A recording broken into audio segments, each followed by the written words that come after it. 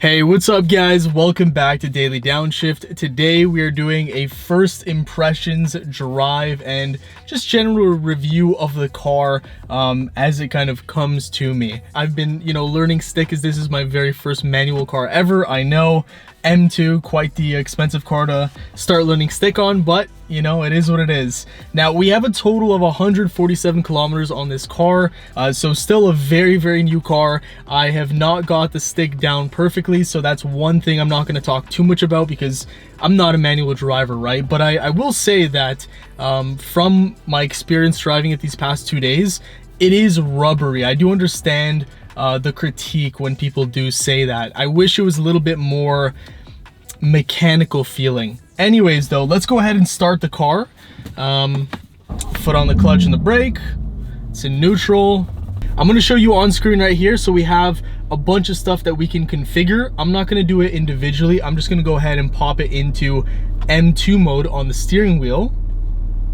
And I believe, M2. Oh, it pops up on the heads-up display. I'm still not used to it. It says M2 activation, limited chassis stabilization, steering wheel intervention will be deactivated. So essentially what M2 is programmed for is Sport Plus on the engine. I still have the gear assist, gear shift assistant on because like I said, I can't heel toe or any of that stuff. Chassis Sport Plus, steering is Sport, brake is Sport, and I believe it's also in MDM mode. So there is still stability control, but the traction's just, a little more playful. So if we really push this thing, we can have a little bit of fun. So let's go ahead and pop it into first gear and hopefully get a little bit of a smooth roll out here.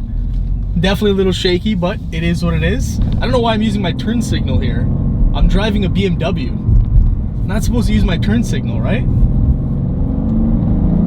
can hear a little bit of that engine. That's only revved out to 4,000 RPM, so there's a lot more in the tank. And I was doing a little bit of spirited driving yesterday, and one thing I will tell you guys, let me just brighten this up because it's cloudy now. One thing I will tell you guys is that the S58 feels like an entirely different beast compared to the S55 and obviously the N55. Oh yeah, the back end does get a little slippery, so I have to watch out for that. Again, brand new car, don't know all the driving dynamics just yet, and of course I am learning manual. Oh baby.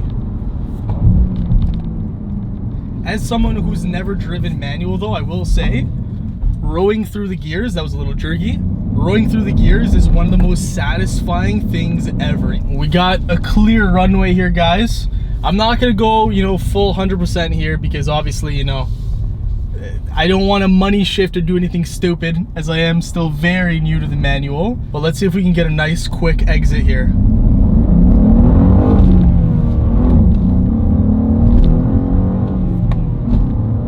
Oh yes.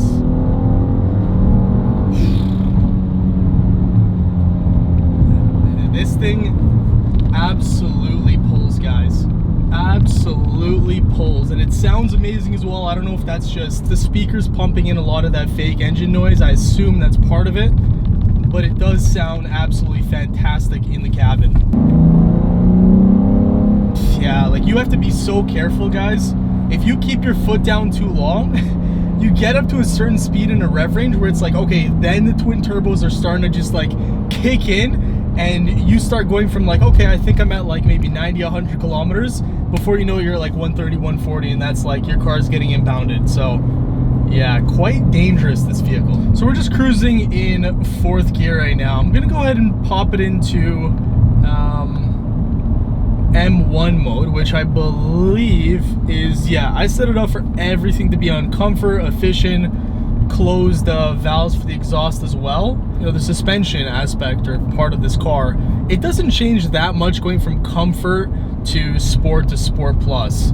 You definitely feel like it dampens the bumps in the road when you're in comfort, for example, but it's not like that massive of a difference. You definitely notice it, but it's not like, it's nothing like Corvette's magnetic ride control, for example. But it's a nice to have. F87 did not have the dynamic suspension, so we'll take it. There we go.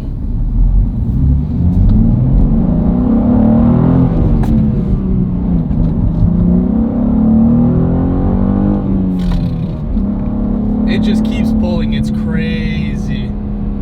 We're already getting into speeds that would get me into serious trouble. Like, I really can't push it any more than that. Let's get some downshifts. The engine sounds beautiful. Oh, listen to that thing sing. Oh, this should be a nice wide open road here. Let's push it a little bit here, shall we?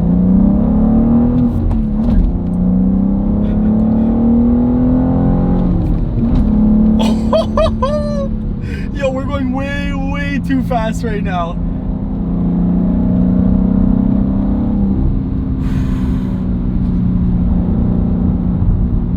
If there's like, I am going to have, my heart's gonna sink if I see a cop.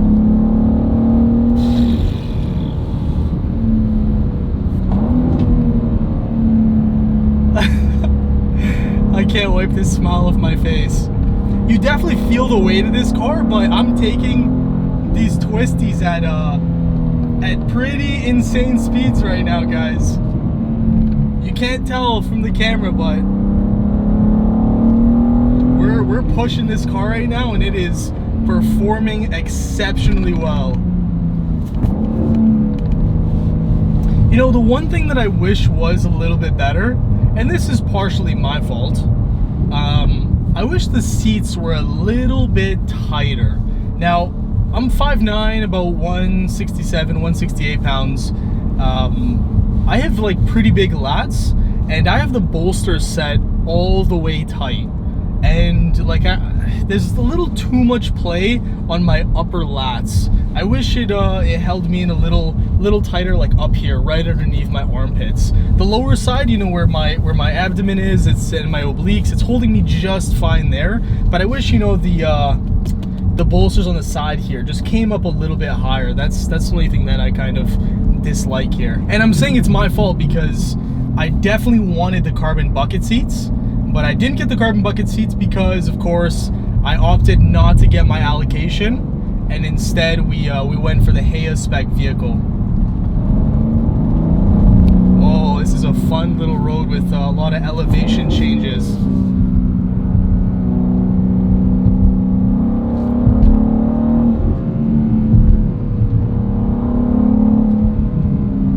Cars on the side of the road, I don't know what he's doing.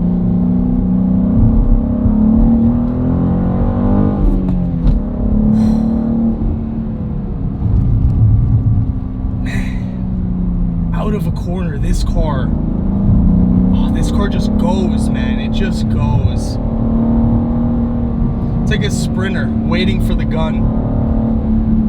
It just absolutely is ready to take off.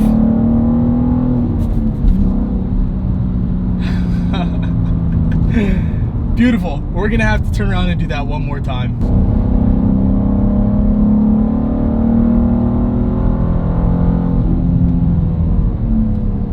As I come up on the hill, want to make sure I'm not going too fast, because God knows what is on the other side of that hill when you can't see it and you're taking it blind. Don't want to be the second M2 to get into a car accident. I already saw online a video of one. I definitely don't want to be the second and the first Toronto red to do it. Braking feels great. Oh, okay, so I just took this turn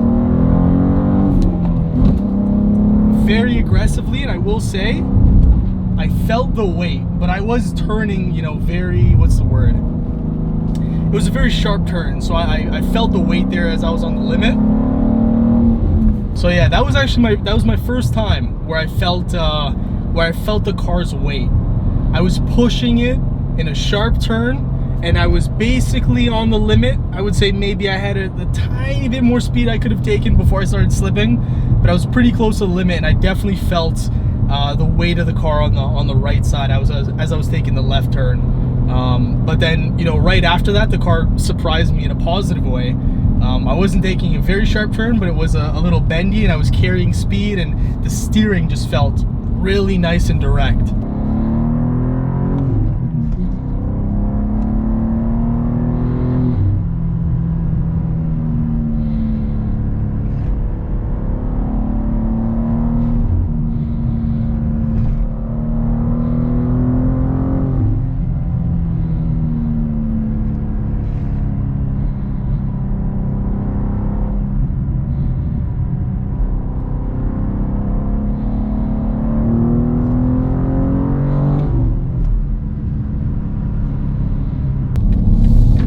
nice clear runway again. Don't mind if I do.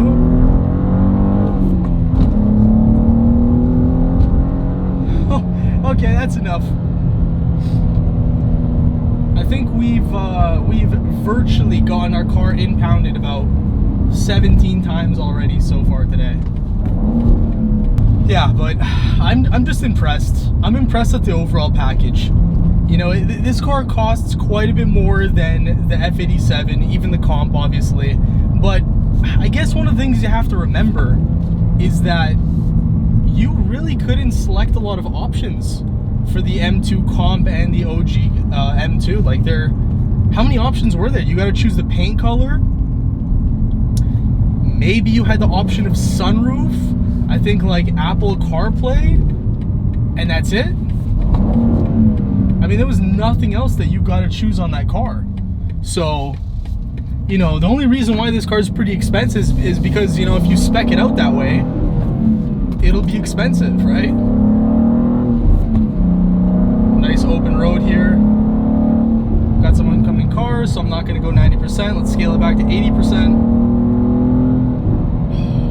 It's just, this car is so capable.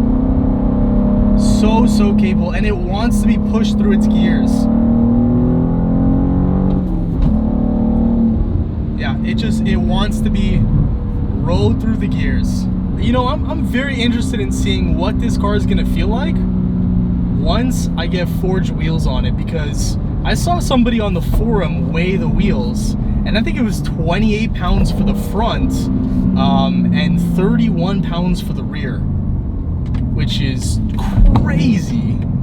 But yeah, guys, I'm just really impressed with this overall package. The interior it's leagues better than the F87. Massive upgrade in terms of visual appearance, actual, you know, the amount of entertainment you have, just the fit and finish of everything, the design. I love the sides, the door panel, the door card, I think it's called. Leagues better than either of the F87s. And the seats as well. I mean, even though I was just complaining about these seats and how I love the buckets, these are still better than the M2 comp seats, and those were an upgrade over the N55, obviously. So, man, you're getting a lot of car for the price tag. And if you load this car up pretty well and you get close to, you know, for my American friends, let's say you get close to, I don't know, $80,000. Sure, there's other cars that you could get for that price that might rival it, but this is fully loaded, right? You'll have the carbon package, which is the beautiful bucket seats, the carbon interior. You got the carbon roof as well. You got the premium package, heads-up display, blind spot alert. None of that stuff even came on the F87, so it's just a fantastic package for the price, honestly. All right, guys, that is gonna do it for the video, though. I hope you all enjoyed. Hopefully you guys don't take this as a full-fledged review of this car. I've had it more than, you know, the reviewers that have put out videos, but still, you know, I am a noob when it comes to manual, and I'm not necessarily a car reviewer. I'm just an enthusiast that likes cars, and so, you know, this probably wasn't professionally made like some of the other content creators out there, but still, hope you guys enjoyed the first impressions. Overall, absolutely love this car. If I were to rate it, let me think of this, guys. Let me think of this. I'm gonna keep it at an 8.5, just because if I go 9, that's a little too much. I don't have that many cars that I can compare it to. Obviously, I haven't driven Porsches or anything like that, so I'm gonna keep this at an 8.5 out of 10.